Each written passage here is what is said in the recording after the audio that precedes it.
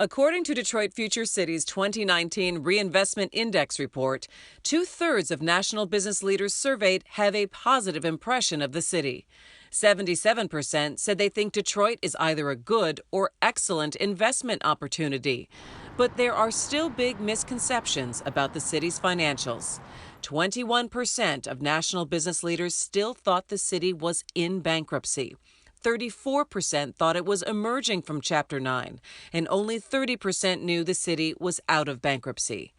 Even with financial concerns, DFC's report found national businesses polled still were interested in investing in the city, though 53% wanted a city with high quality of life and amenities for their employees and cited a pipeline of talent and effective local government as important qualities in a city they invest in. And we'll have a link to the entire report, including how residents feel about neighborhoods and opportunity. But here to talk about perceptions on doing business in Detroit and across Michigan is the CEO of Business Leaders for Michigan, Doug Rothwell. Doug, welcome back to One Detroit. Christy. It's good to see you. Good to see all you guys. All right, this is the 8th year for the CEO Summit. It is. Well, we started out doing this because we felt that it was a way to try to motivate others that are interested in moving Michigan forward as to how they could improve their own organizations and their own leadership. Right. And by sharing the experiences we have as CEOs, as a CEO organization, and it's really caught on, and we're really fortunate that it's gotten such a following. Now, we know that you survey your members and talk about how they feel about the economy and doing business here in the state of Michigan, but we're just coming out of a report from Detroit Future City about national perception of doing business in Detroit, and some really interesting numbers that some business leaders still think Detroit is in bankruptcy. So give us a sense, Doug, from your vantage point, how national business leaders are talking about the city of Detroit and doing business here now in 2019, going into 2020, and the state of Michigan overall. Yeah, I saw that report, and I think it's important to realize that those perceptions always lag reality. So, it's like the same thing with business climate rankings. You see that Michigan's finally going up in the rankings a little bit. It took about 8 or 9 years of improvement to finally get that word out among business leaders. When I talk to folks around the country, I think Detroit's comeback, that story is embedded in folks' minds. In fact, you could almost argue we're getting so much good publicity. I hope we can live up to it. In the future years, it's amazing what's happened. So I don't know where that, who did the survey, but I would say that if you talk to CEOs at least, I think they're getting the message. Doug, you just finished up a session on looking at whether Michigan is in a recession already. Are we beyond the days when it's possible for Michigan to be in a single state recession? Well, I hope so. You never know, I guess, but I don't see it where there's any really kind of one thing that would cause that to happen as it did in the past, where there was this convergence of issues that really caused us to go into being in that situation. Are we recession ready enough? You probably can never be, I guess. I do worry about what happened this year with the budget process, to be honest with you. I think that this is not the way we want to run our state, I don't think it's caused any uncertainty yet in terms of the minds of investors, but I do think that it's the kind of thing we want to try to make sure doesn't happen again. Well, what can business leaders do to make sure Lansing doesn't end up looking a whole lot like Washington, where not much gets done because of the partisan fight? Yeah, well, that's been kind of the driver behind getting Business Leaders for Michigan established. We've tried to see ourselves as kind of a rudder, if you will, of the ship of state to make sure that we don't go through these kind of violent swings of left and right and up and down as we've gone through in the past. I think that, hopefully having us in place is a way to try to prevent that, and it's also our engagement. We've got to make sure that people know that we cannot afford to have that kind of behavior here, and that's going to take all of us. That was my message today to the group, is that, look, we're going to do our best, but unless all of you are engaging in the electoral process, we're a democracy. So all of you got to engage, and you got to make sure that people don't behave this way. You've been really focused in the last couple of years on the investment agenda and the things that we need to take better care of here in the state of Michigan. Catch us up on infrastructure and education, where we are, and what you see coming from the new administration. Well, to me, it's all about not how we're doing against ourselves. How are we doing against our competitors?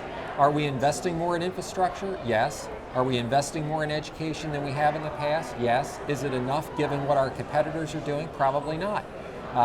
Our infrastructure that we're investing in right now is not enough to just make up for the problem we created over the last 20 years of not investing in it.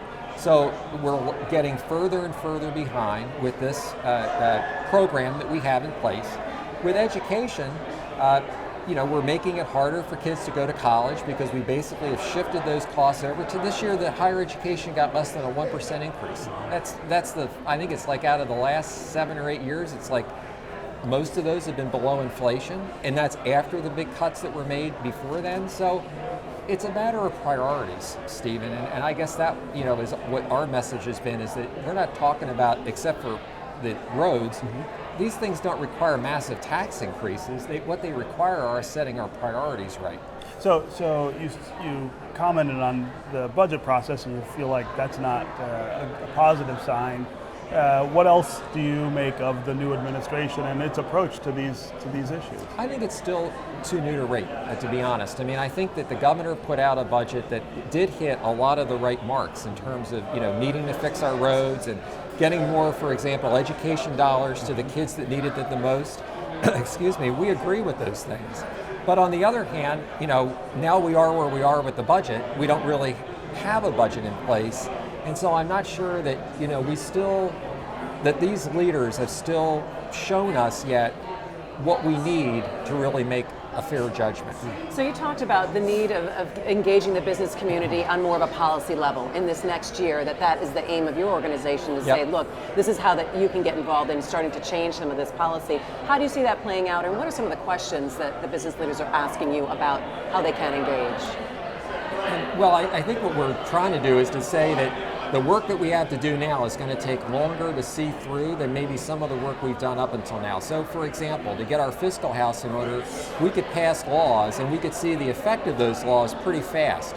When you're trying to improve education or fix the roads or deal with things like trying to make sure our workers get upskilled for the jobs of the future, you can't pass a law and just check the box and get those things done. And so what we're trying to do is to, first of all, set realistic expectations about how fast we can get there, but we're also trying to say that these things require a different political approach than we've taken in the past, which means that we're going to have to stay on these issues with more continuity.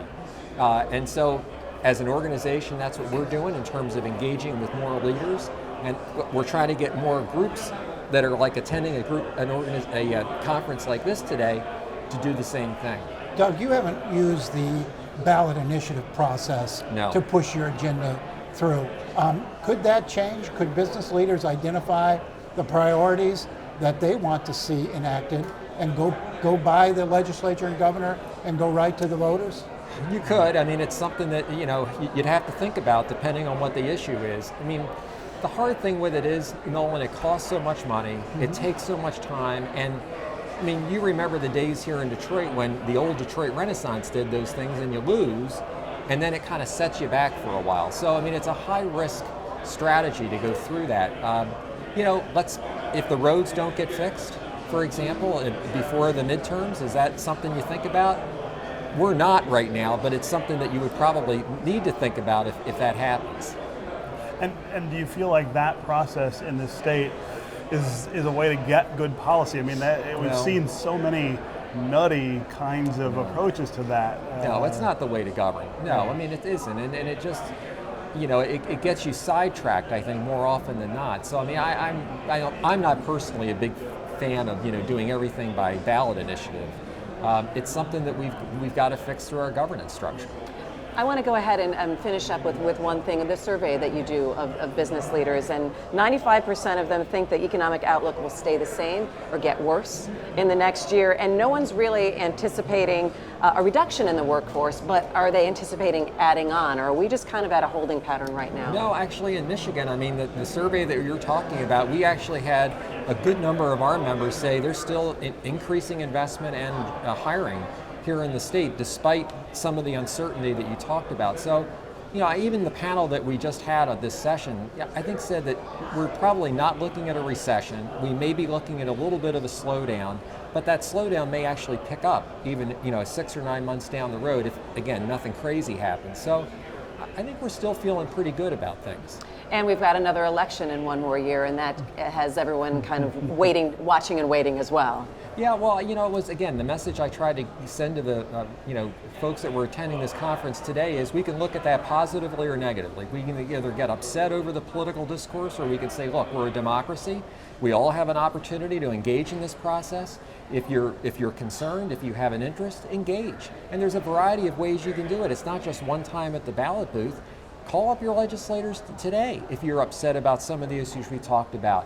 That's what it's going to take, and that's harder to do, but it's what's necessary where we are. All right, Doug Rothwell, it's always good to catch up with you. bet. It's good to see you.